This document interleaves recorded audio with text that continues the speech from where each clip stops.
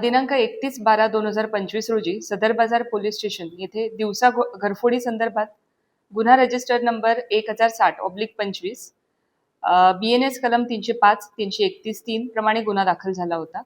सदर गुन्हा उघडकीस आणण्याच्या दृष्टिकोनातून senior PI Arvind Mane crime यांच्या मार्गदर्शनाखाली API दत्तात्रय काळे आणि PSI मुकेश गायकवाड यांच्या तपास पथकास मार्गदर्शन करून त्यांच्या नेतृत्वाखाली गुन्हे शाखेच्या वरील पथकाने गुन्हेगारांचा शोध घेत असताना त्या गुन्ह्यातील संशयित आरोपीबाबत गोपनीय बातमीदारामार्फत मिळालेल्या माहितीच्या आधारे त्यास सापळा रचून शिताफीने ताब्यात घेतलं.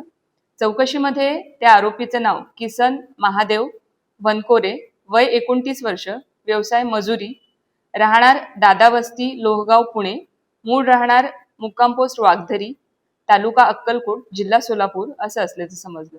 त्याच्याकडे सदर गुन्ह्याच्या अनुषंगाने कौशल्यपूर्ण तसेच तांत्रिक तपास केला असता त्याने सोलापूर शहरामध्ये एकूण 5 ठिकाणी घरफोडी केली असल्याचे तपासात निष्पन्न झाले आहे. त्या 5 गुन्ह्यांपैकी सदर बाजार पोलीस स्टेशन मधला एक गुन्हा आणि MIDC पोलीस स्टेशन इथले 4 गुन्हे घरफोडीचे उघड झालेले आहेत.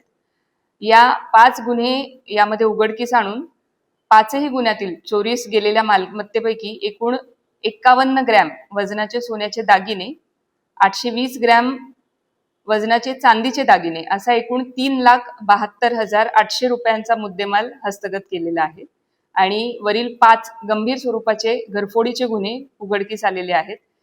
हे गुन्हे अतिशय कौशल्याने आणि सातत्यपूर्ण तपास करून दोन्ही टीमने उघड केलेले आहेत.